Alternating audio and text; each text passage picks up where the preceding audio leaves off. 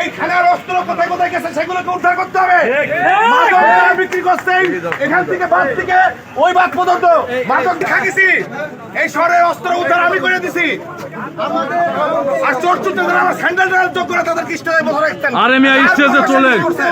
আন্দোলনে ছাত্র জনতা, ছাত্রের বাপ মা 14 গোষ্ঠী জনগণ, বাংলাদেশের জনগণ একত্রিত হয়েছে। আমি বাংলাদেশের অন্য জায়গায় যাবো না। এই শহরে আমরা আন্দোলন করেছি। আমরা যদি সমর্থন না করতাম, সহযোগিতা না করতাম, ছাত্রের বাপের ক্ষমতা আমরা সমস্ত সহযোগিতা করেছি। পাশাপাশি 5 আগস্টের যে থানা লুটপাট হয়েছে, কারা অস্ত্র লুটপাট করেছে, এই অস্ত্র উদ্ধার করতে হবে। এই অস্ত্র ওই সময় আমি কিছু উদ্ধার করে দিয়েছিলাম। আমরা উদ্ধার করেছি পুলিশের পাশে, আমরা দাঁড়াইছি প্রশাসনের পাশে। ওই রাত্রে যদি না ভাগে তো পুড়ে মারা যেত। এই থানার ভিতরে বকুল গাছটা আমার লাগাই দিয়া, এই যে দেখছেন না, এইটা আমার করে দিয়া, এইটা পুলিশ করিনি, এইটা আমি করে দিছি। মসজিদটা মাইনুল ওসি আর আমি উদ্যোগ মিলে করেছি।